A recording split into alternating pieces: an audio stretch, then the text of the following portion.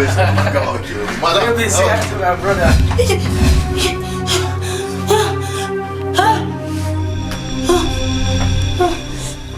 Somebody tell me what is going on. What's wrong?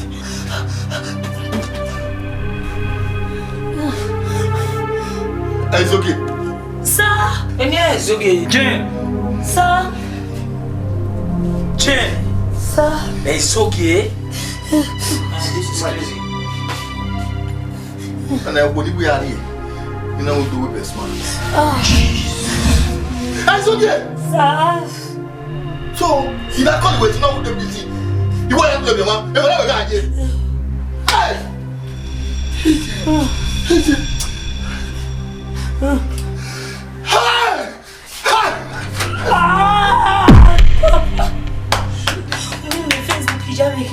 Même les Facebook et jamais rien.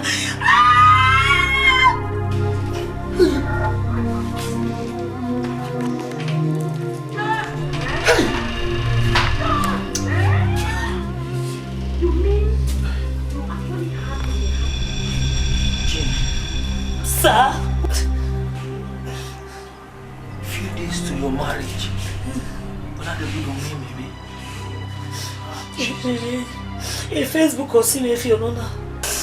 Amen. Women are wicked. Don't say so, please. It's a video. It's a video. You know what you cost me, my best friend. No. I was say wife. No. It's when it's a giveaway. Okay, I'm going on. And I was say, well, no. Hell. Marriage for. No. O se be yari amu ya be we. O se na we be we me wo go me make you me.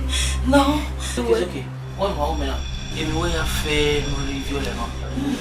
You no vie and no get out. See No. Get out! No. You just finished me. Itama wena wa boluwa goto. Aji. Ogegewe. O we ni no we yi mi eko. O boss boss you la. Hey. Online. Ko. Online. Online. Ko. As. Makoyo. Ko brother bo here. O we akwen ni bo. Foi ko je. O ye se bo. Makoyo. Ngakwa awo tuo ma robre na kemi to ya. Makoyo we. Ko ya mba. Wo ye no. Wari ba nya. Mari ben. Ma. Gwa magele no sunu no de. Foi ko ka. Sa. Even no sunu no de gwa ma ho be bo no. Pasunu. Ye mi ne kere. Video sa ru me no. Video sa. Me so gwa video sa ru me ni ya die bae. Me se ba bien ne kere ni tete me brother. Nya gwa zopo bo nya gwa zomeku. Me no. Natana. What's no ya we e brother no redo e giri go gya ne ya le bae. We run dai brother pa no rigwe o do ari bae ni jian le ke ya kiki school. Ne kere. Brother. We ga no. Melonia. Ma be no de. Ne kere. Ma. Mama gugwe no. Me no. No ta me no ma ha no be no de. Mi ro pa no me le bo na yan gugbe mo jiyan gbe no me. O te se ba gi fo ko. Mama ma be de no me yan fun Me iwa ladian yi se wa. Na arotona izize ni o ima be no. Yan fun e gi. Ene ipa. Ime we no. Kwa no be. O boda ko. No be ama abetane. Gba mi bata ogu me ya. Opa wi no de. Yan ma enjoy we sha. Ama be jo me ri o abetane. Sa we so mi ya so wa. Fueko. Kan yin tana e ona ya eme. Fueko ka. La dori va eme o me gbe me ko mo gwari o wa ne ba. Dori va eme ni akwa mari o wa ne ya. Okay. Mariene. E ko vuma. So papa no e ba giro brother. E ba giro. E ba giro meti wari e ba ke o da yo sa rumere abi. E ba no na. Gwa me go me tan me tasin gbe o. Tu we that time na ni e we mata no de. La de me. O go de me. Brother la o mu dia o egui.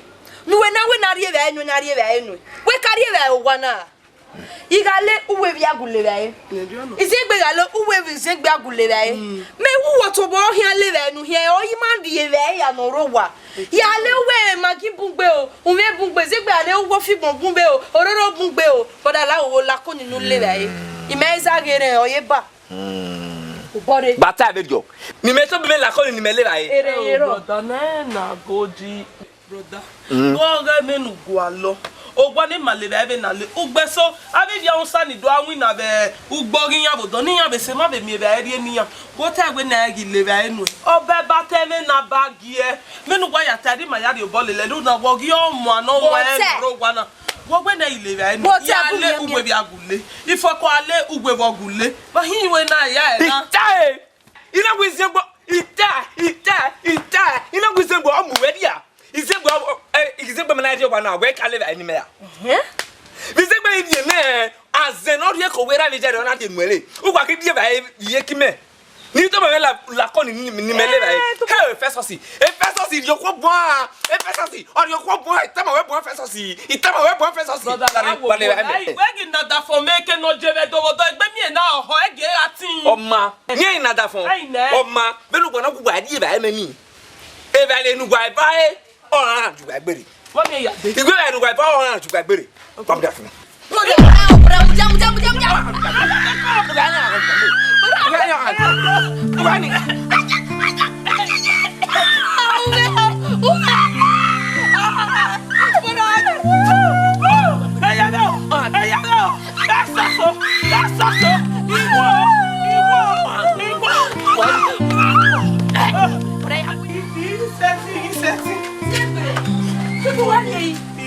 Igiseti ono na bi owe ra bi owe ni bi o me igiseti waya o igiseti ya pa no tun e mo be ni gbe nezi mo wale igiseti otun ewi yege e ko wodo so mo to igiseti ni owe ni bi o me igiseti segbe oni sena me severio iye ni boda la wo za uwe wo wa no me severio e pa na la wo la o me se igiseti otun arado yewe we lo bu ade muja segbe e pa verio muja segbe muja e pa o segbe la wo segbe la e pa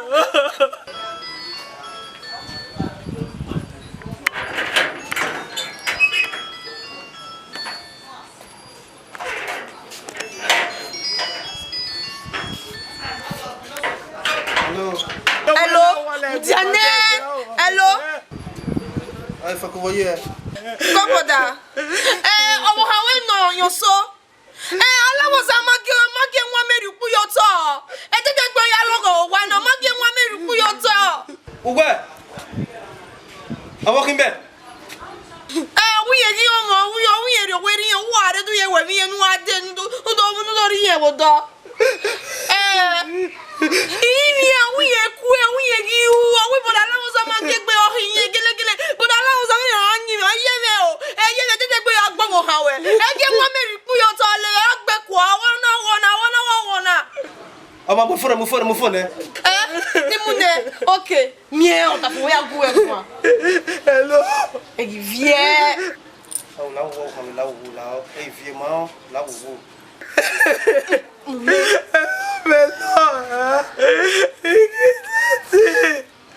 Igiteti o. Kobeli wa ya bi o la wa le gbe mo ko me lo tun e lo di igiteti. La ya ri wa ku e. Ya ri wa ku e. Ma. Oma mo fon o tewe. hello La ifu ko la wo la. okay ikwe no pa ikwe ya da yi Ya ri wa ku e.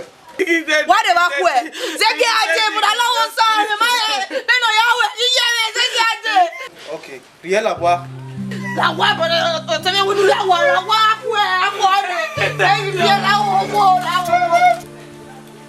Sosa. Ya go timbe na. Me no tenu wa so boy na. Ha, me go timbe na ni. Ha?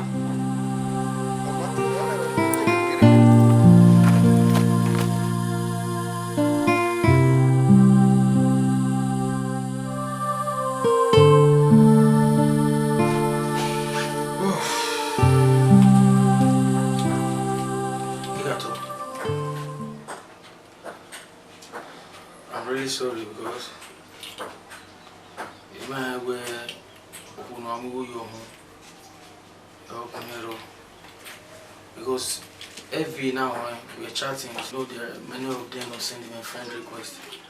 So why we do get working here like eternal. So maybe you know more than the one you say titi no, that's why I call that. So now so I was shocked where we really do find out to work on a marriage, you know, we started the one. Now I'm confused. I'm really confused. I'm really sorry because you know you tell me where to what to make Abuja to destroy the marriage. I'm really sorry. Mike, I blame you where? Where can I blame you where? I'm where you know me a color. Uwadiae. We talk about me go to rape and forcing. Should have been another different thing entirely. To start with, my even carry my where again and the picture of my all those things simply because I was busy. And what you can my way, not leaking me again. That should be another different thing. Oh, what will you make of a girl? You know, back to Basti, you have marriage. Aqua, where we man, and I was give play out. Look at Kumari. They know you love her. Do it run our age. What you love marriage? And I begin to see the reason why some women, you know, lago by the name of marriage. Here you are again. Why you call okay way? Oh, I want Namuno manager. I might wear a room dummy, Emily Moon, or not to get to the way. Not to a married woman, making a again. Does that make any sense? And I begin to see the reason why, all this is why. I've been thinking where, even when you went to volunteer to be my best, when I must be you. Not just because you are a star. Maybe and I begin to see well, so how about no expose this girl? My brother, a girl ni kekewira. Can you see me? And I'm ready to face them because the ego where a girl low, you are planning marriage now. You are dedicated towards one business by now. You're only going to learn your work. So what went wrong? I don't have any problem. I'm going to see you as an angel. So how about Giri? No, you are exposed again. There you go. Don't marry or you are losing your kill. The man went there. Or you there on the marriage day. I love you, honey. Your marriage happy, a blessing. Actually, that's the boy. But at the end of the day, we go not knowing that it's not done. Anyway, why we Well, Nikato, just find a place in your heart to forgive her because we know here. Well, you may forgive her. Mike, find a place in my heart to forgive her. Nijabo, make him know well. Let's assume that this whole thing, Mike, we're not going to know that way. How will you feel? Wow, well.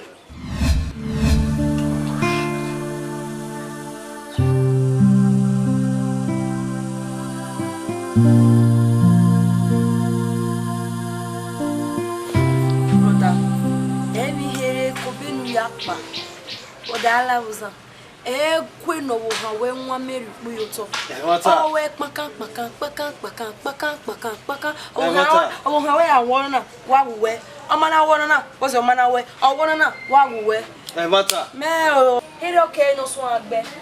Well, I did. Allow Saga Rivena. I mean, Yaya, me.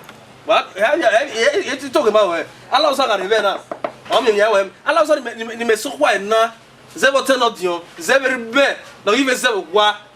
Zéro bé, il est là que vient moi là ça qui zéro non tenodion. Et bien que t'as là ça on arrive là, on vient ya ouais. Mudia, il m'a wenu wagbina.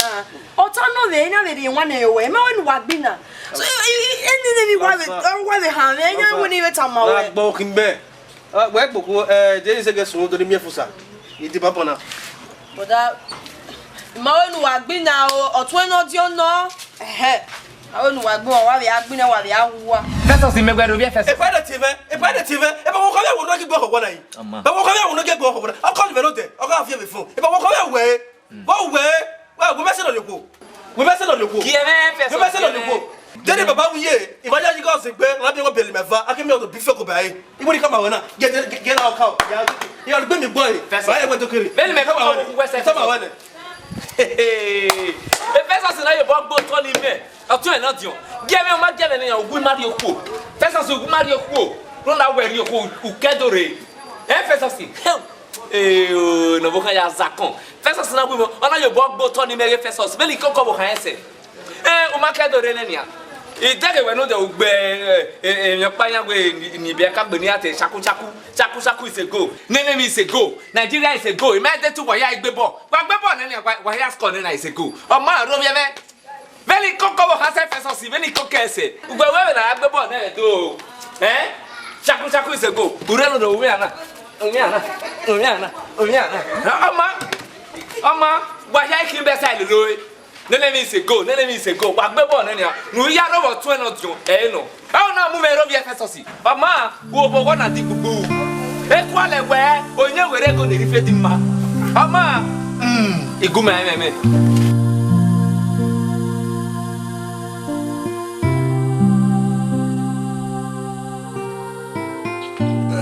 Baba. Koyo. Iwe do ta ma we ogio mo. Ni mo gbe we eyan le lo we o. Ni emi ayi ke ni ande. Na mo gbe ke ni ande. Iwe. Akaso le. Ayi me boya. Ayi me bo bi me. O ba sunu seri yi. Emi no sunu.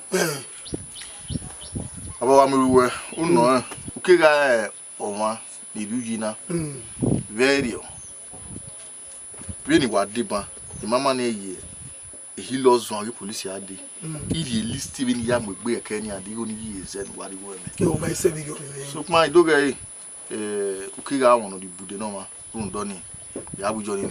Oh, Mujano, Mudia Lago. Emily no Basse. Gay with me. In marriage, Yahweh. For it was no video. Huh?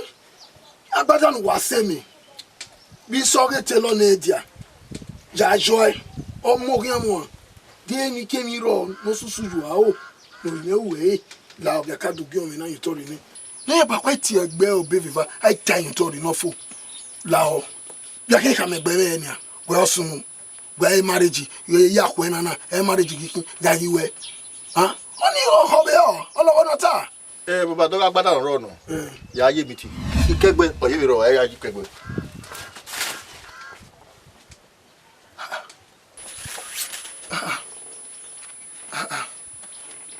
Iswahili la merina. Biswala dena. Yesu gamina. O kana kidoka winye gidugi me. Mi kere. Ki wadu si agbada muta winye gido. Ne kere. Yesu gami. Bia kan me gbe me ekwere. Akolu Dimi kolu Sarume.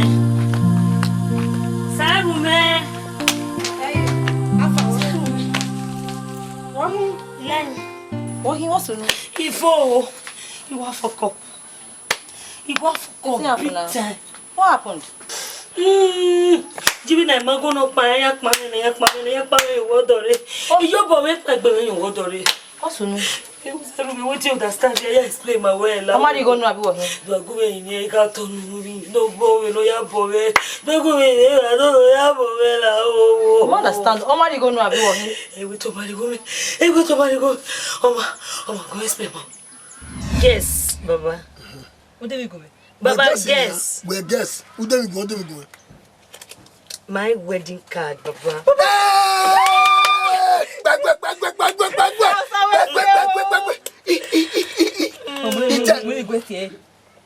Omo muke no majesku.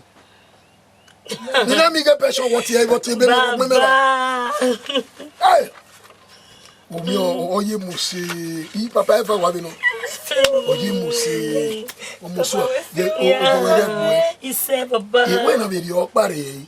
Baba. Party ge save obi ha ni. Na ri egi awo kagbe. Iwe ni ka wari onare ne. Ni do imwe ma we dey take mistake we ro. We correct ne. Wama. Emu hia yu na. Uvio me ne o iseri. Ya mo iseri yo. Ni ri egi o abo egbe so no ma me card yan we yan de. Kate card o kagbori mo. O ma ri card. Nu mo anu jijo gi wa bu me go. No, o kagbe ni. Gbere ni card de me ayi go bi me mu anu jijo. Baba e wori se ni ya. Obi o me na to ofu egbo. Ise. Ye, mi ogogo, ameti gogo. Ye, ubaki jamwe gbe na. Baba so do ai. So lo ba we mi ore.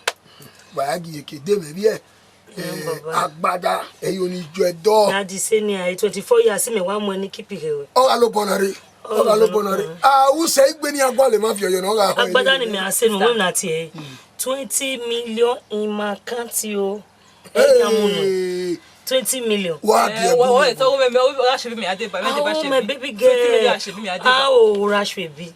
Working 20 million meji. She bridesmaid. Baba, yeah. I say. Makeup. Makeup ni lo rien lo. I say. Oh, senor. Baba me kala lo fi bon. Ah. Baba won ka mo se ni. Baba ni se won wo no na. We ga wo yo we ko tele ni o. Owe. Bana na se o. Yes, the problem is Baba. Elle est lippée, Baba.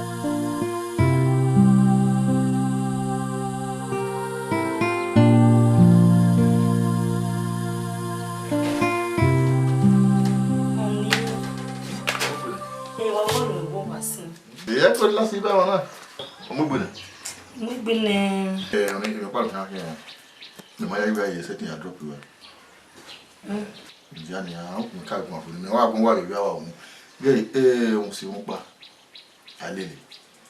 On a canoe with even concerning the cow in okay. So, all the cheap. So, Mamma, I can't buy my friend. I wouldn't call him free. You know, him. I tell you, if I would. okay. Let me check. Eva. The other one is the pin, one in the body go warning. So, only the woman say, who call him so that I can have the other pin on them. Okay. You know, River, when we meet white wedding, I'm born on me, killing okay. I'll send a woman to Lily, man. I'm going to miss you now. Miss you, I don't know what my way you couldn't have the if my mother was a booking out the more room there, maybe. Since I only win, we are going to worry. Now. Okay. Ndiao. I best man we want more lay me.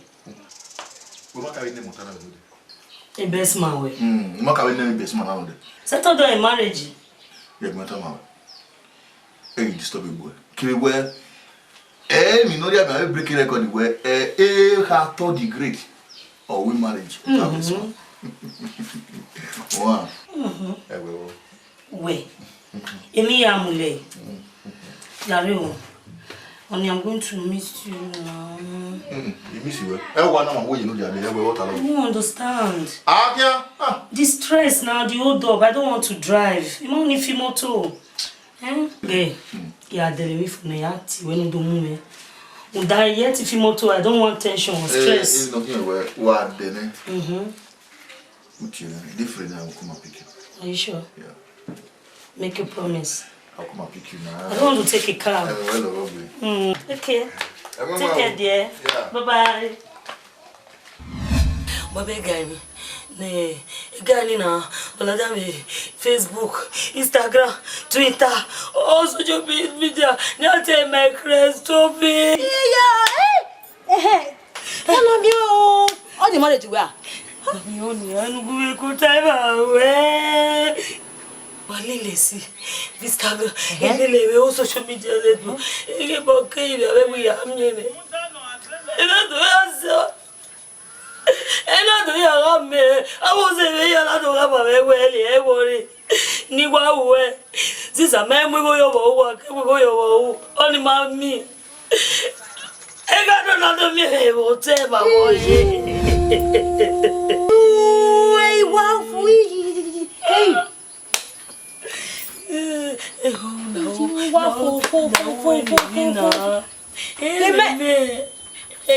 Marriage was Saturday, Vanano. Oh, yeah, we marriage. Damiona. Ege bokeni le Facebook. Hey, hotel. What be hotel? Oh, na wo go do agun enya. Na wo. La ila wa. Kono da bese. Ikimie, ikato da for no la wo. Best ma wo we akwe wa a surprise package. Oh when me we my hey.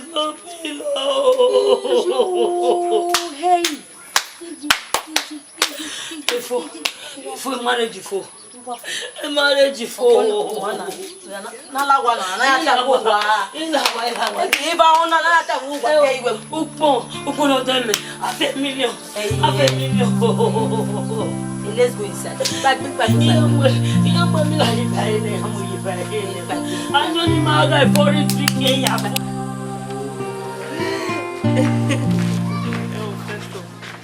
Remember, to be with why I gave me where I feel me. You have me. Who are don't want to move it.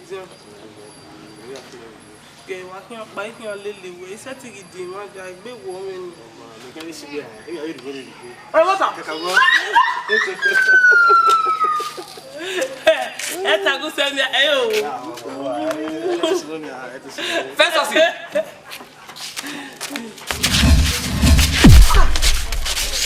Pensa assim, magua. Mesma casa mulher que magua. Mesma casa mulher que magua. Quando uma mal fazendo com ela. Hã?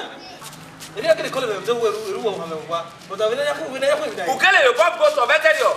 O que ele pode botar veterinário? Não bebe, é tua bebe. É por isso que dore e jo. É bebe vai. Oh, come, magua. Já tá bom para botar. Vamos fazer com ela. Oh, come! Fais ça, c'est où est-ce que tu mets? Où est-ce que tu mets? Fais ça, c'est où est-ce que tu mets? Maman, c'est que il y a beaucoup à dire.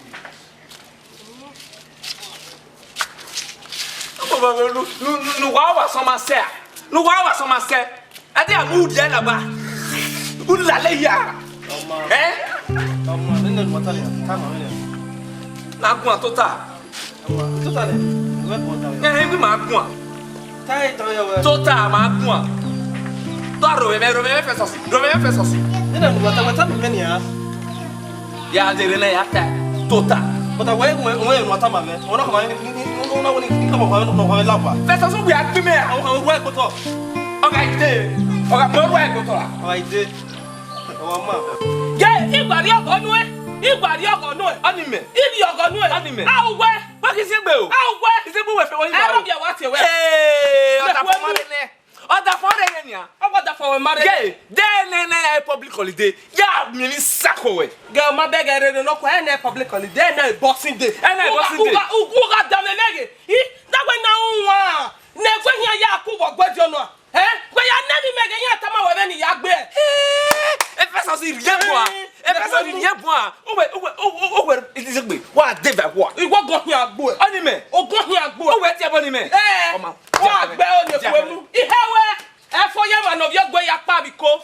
Wa zoom da ba gbo. E fait ça si.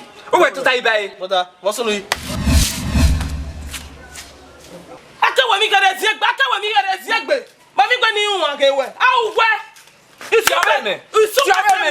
It's your way see me. Ya fi oda we bo gwa na ka we ya me. Ti ave me na to te bo me. Ti ave me. Ota for ne. Ache bonus enu a. Ti e me ni a. Ache bonus enu a. Ave me. Brother bia we gbe ma ko bi bai. Ogun ogbo e. Ache ogbo wo bi. Brother bia we. Ana gbugbo bi. Gbe ma ko bi bai. Won ni ohun ikunu no gbada fo ma ho yi. Mi agbe o. Emi agbe o. Brother agbe iwe wa agbe o. Emi agbe o. Agbe o. Brother. Ti ave me. E bo nu ti me ya la ya. Brother bia we. Ota fun. Ya la ya yu mo da. No na God da fo me fu no. Wa agbe o ti me. Ti e me ni a. Ti e me. Ti ne. Ti o. E bo nu ti me awo da fo ga la. E bo nu ti me awo da fo ga la. Igewe. We God da fo mo fu gbe. O fu gbo ya we kukunu. O we gi me. U ge me e bo no. Brother. Walking ji. Brother. Awo o ko la ro bi meru do gbe ne. Brother. U gbe agbe me a. Do be me na ni bi he awo da fo. I me me gbo wa wa na. Oni se. Ba mo di afere.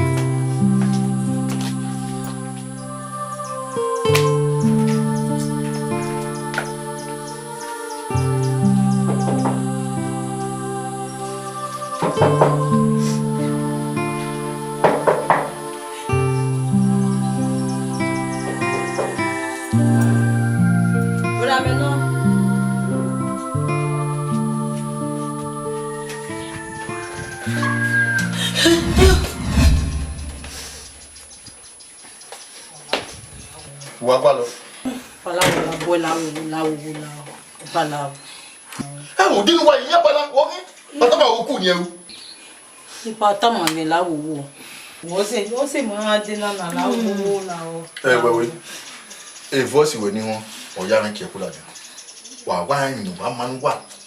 E no ma ka boy mu me na. Iri e wala de wa re. Ipalawo. Okay. Aho ni marriage na.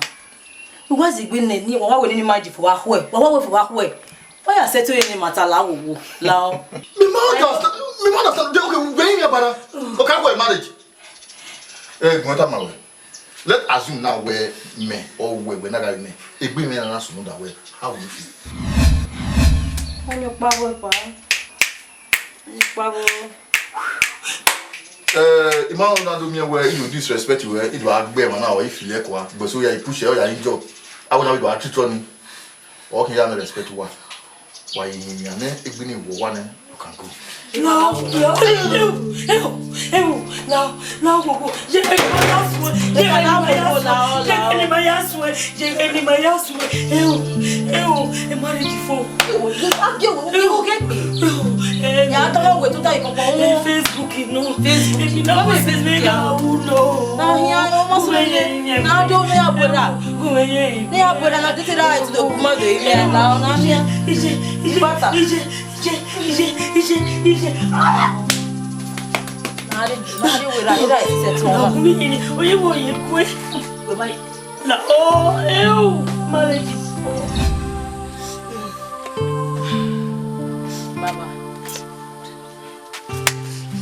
Baba lawo. Iwijo. Iwonu lele mati ya gbimo ya yin mi oda fun e. Lawo. Ruda, e ma kede na. Oku ma fawo wa. Lawo baba. Ndo pe we hini awa we gwegun obi me gwe lawo lawo. Apo ni marriage na. Lawo baba lawo. Baba lawo be ri. Abi ma. Baba lawo. Baba ayi lele oku no wu owe na owe ni. Aha yin ya. Ogun me na o kan akwa e. Baba ha ewu e. Baba lawo wo ni me yin ya. Owo ya we gbere. E lucky wa me. Ora ibe ni mejo pia ya giwa. Ni me pa ni dio gwera me ko da ni dio ki je me lele ni ja yin yo pe ni wa me ba mo se no bi me to. Apapo a. Awa eno ba. Awa eni ni ka o.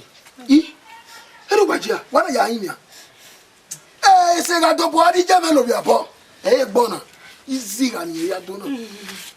Gono na na. Baba lawo fi were lawo. Gbona. Fana mo be. No kana ri eru mi. No ya sino mo po bi aya pe. Akwe na. O ke do bi o me. Ona pa ya lo bi eke. O sia o wa ile ti ka o wa ese. O ja lo bi eke.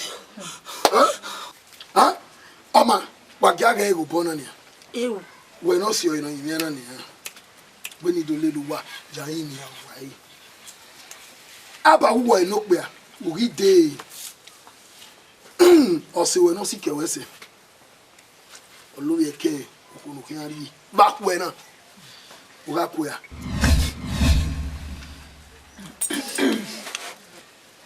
o ma ye mi metani ha o ma ye mi pa so ko e o ge go logo Baba lawo baba lawo. Iwijo Baba lawo. Sister. Come on. Kama o ki agbe. We ya o ye vie la gasi o vie ya o mo ko na ban. le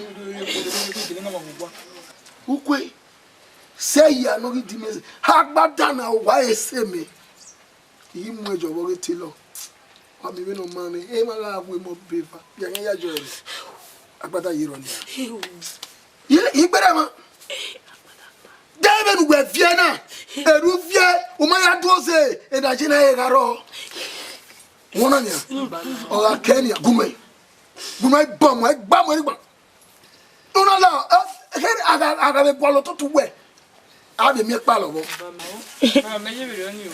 aho wa ge ni eteme ni punia iya vie mi na ya bu ya ti wa mi obi o ti ya ri odore o kan do gbe o mi ani ni me ho ni ro o iya ya de iya esima iya do won ze no do na oni fana mo gete say here Nile oniro anywhere we here with you. Imuwa wa kumenyi aye. Awe no do be village. Baby, that jabi yo o. Ora kan me kawe o. Ora kan me kawe ba. Eh, mo wenu ya do se na. Ora kan me kawe. Ye, ife na ife we ku do boy. Mo ti wa. E bo se ni láti wa we ya rin mi wa nu kwaju bo gbe ko. Mi no sunu kedoru ya de. Meme. Egbega abalo me oteme no nikiri of the pool agwa. Me no dion me jere vai mai joku. Oga abalo me begbe. No wala no wa egwu no wajo bo gbe ko. Dobo ki me be no ana be awu e be dio mekwe we be zin gbese. Mekwe na wo ki me be dio. Be ni gbe bali mese. Wala no wa egwu. Zin gbe. Domo. Do we be na he ni ni lage ugele sin gbe ona ja me we opo wa eruna mu nko yo no wala no wa yo bo gbe fa Domo. What you want to do? Okay. I make it a legberi. But maybe we have where my boy will go. My boy will come make it. Communicate. Ma move for it. And so, brother, we're going to go look over. Urige, obviously. Yadye. Teta mi just say no come gba lo. Brother. Me na teta mo we dero ni we o me ni no gbera pupo. Bi atie no dollar no me we. Iri tie brother. Ah o. Ije na ya we gwale. Oh, me pasa ti me gbe. Me gbe bana. Ya be yin mi awe. Na le mi o gbe so bo abi agumo gun ani bi azekpo no we gbe. O dan ebo na na gbadun e den la wowo ya yin mi awe. Awo gbagbe owo ki me we ni a. Owo kan tele le kiri owo kan me no. O ko wa ise let your pa e ma ni pa na yin. Akojo. Wa si edune wa ire. Aje bi ni gbe ya tolo ma tolo aga tolo e beri. Obu.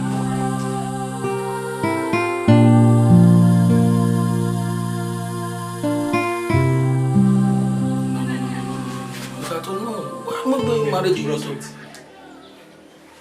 did very far. No.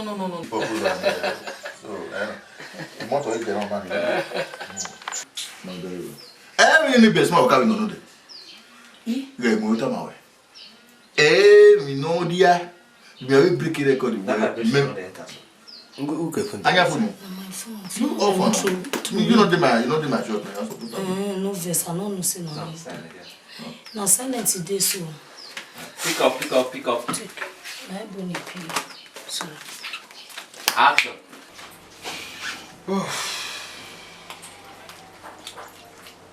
Igato.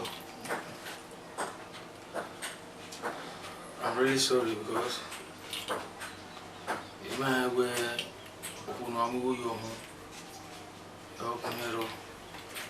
because every now we're chatting, so he really working. At least I need someone that will keep me company. You know how it is. So I cannot just be there all alone. So let me call her. Get to find out where. Sababo put on like this. As in the men with the same friend request and all that. So while we check out. See? Yeah, cool. Yeah. Let's discuss. Give her the phone. Give me the phone. Action. Okay, so no problem, sir. Fiche quand je suis idée. Alright. Arrow. Action. Okay. Are you ready? Yeah. Did it be after 5? Shoot. Action. Yabi. I will read that flat with you. Where did you allow Room 21, yeah. Do 22. 21, 22, 22. Okay. Let me consider take the shot again. Alright. Okay. Dress up and leave this place. Dress up and leave this place. mo ke lo bi me gbe Ekini wa wa. ye ko kini wa ye ri o ma we o ti ya me we ma wo na bi backfire wo me so ro we ri o ma we le si ade yo. Let's just shoot. Okay. Action. What else, please? I just want to know.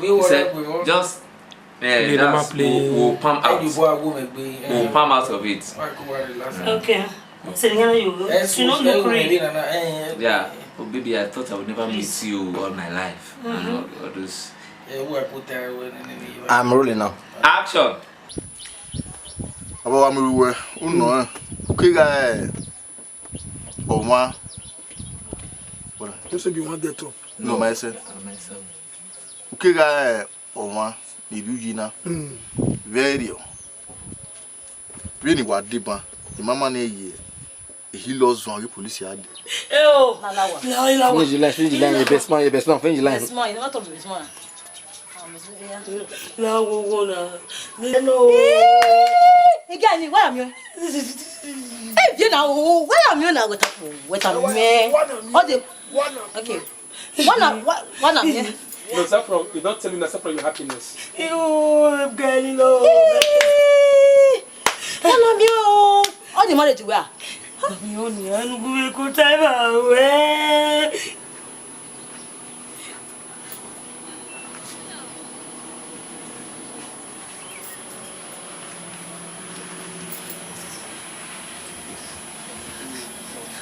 Wetin Igbo dey call am?